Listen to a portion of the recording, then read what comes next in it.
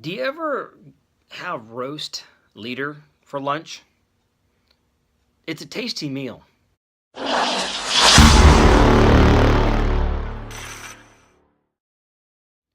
One of the things that we do as Christians is we love to criticize and play armchair quarterback for every leadership position over us. And we think, this isn't a big deal. In fact, we're probably helping the cause because we're giving such constructive criticism that may never reach their ears.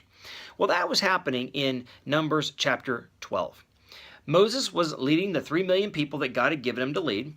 And, he's 81 years old at this point, and he's going to live to be 120. So he outlives some of his wives. Well, Zipporah dies, likely, and he marries an Ethiopian woman. Well, an Ethiopian woman is black, obviously, and guess who has a problem with it? His brother and sister.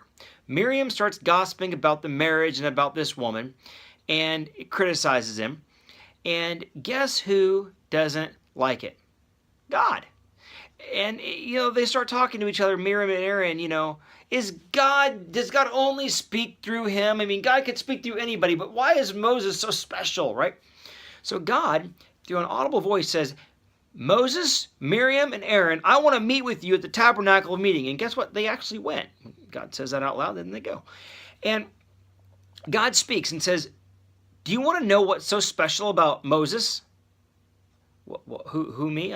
Did I ask that question? Yeah, you did, right? Here's what's so special. He talks to me face to face every day, and I speak to him, and he's the leader.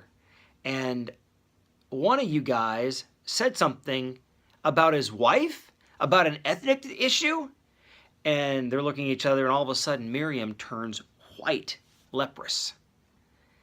And Aaron looks over at her and is like, I'm sorry, Lord, forgive me, please forgive me. I mean, he knew he was going to be next. And immediately, the first time Moses speaks in this whole chapter, he doesn't speak and defend himself and defend the marriage. His first time speaking is, Lord, please save her. If you're a leader and folks are gossiping about you, you don't need to defend yourself. Jesus didn't.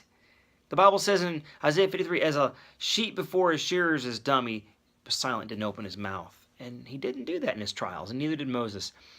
And God said, you know what, Moses, I'll save her. But only after everyone in Israel knows you don't do this. And so she had to go to the leper community for 7 days. Everyone realized what happened, and then she was cured from her leprosy. Having roast leader might seem like a tasty meal, but it isn't one that God blesses.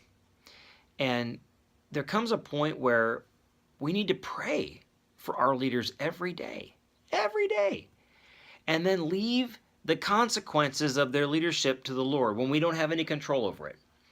And there's a sense in which, when you're a leader, you have a great responsibility. God says you have a great judgment coming ahead of you. Every decision you made affected every person. You're going to be judged for that. But for those of us under leadership, and all of us are under leadership, then we need to trust God in those circumstances and say, Lord, I'm going to pray for this leader, but what you do, you do. You be God. I'll be me. God bless you guys. Have a great day.